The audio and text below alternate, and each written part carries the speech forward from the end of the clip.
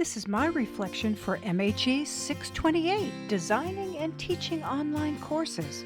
There is an anonymous quote on the internet that says learning comes not from doing but from thinking about what we do, and that really represents reflection. Now, week 1, we talked about learning styles and learning preferences. We looked at the CAST organization website and read about universal learning design. We investigated and reflected on our own learning preferences and discussed do, absorb, and connect activities. Week 2 was an introduction to instructional design methods. We learned about Bloom's taxonomy and applied that knowledge to creating learning objectives for our final project. We also learned the importance of strategic course design.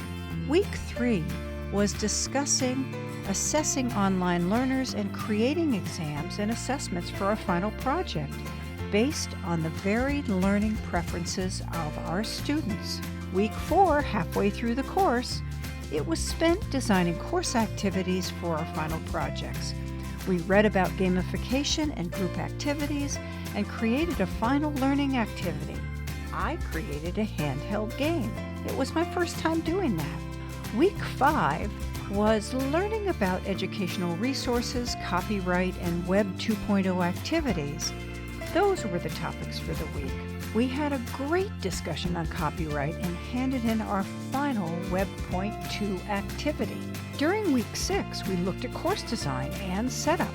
We discussed the importance of strategic course design in a learning management system to help our students have a positive online course experience. As discussion is an important component of course design, we developed our final discussion questions for our projects. Preparing online learners was an important part of week 7's discussion. We learned to evaluate strategies for successful teaching online, and this week we created our final project module. Yay! Finally, week 8, with our final projects completed this week was for sharing. Sharing completed projects and sharing reflections of a wonderful course and wonderful colleagues.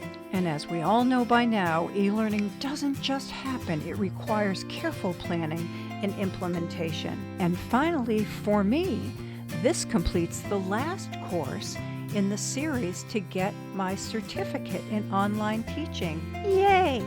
It was a wonderful adventure with all of you, and I hope to see you all in my future. Thank you for a wonderful time.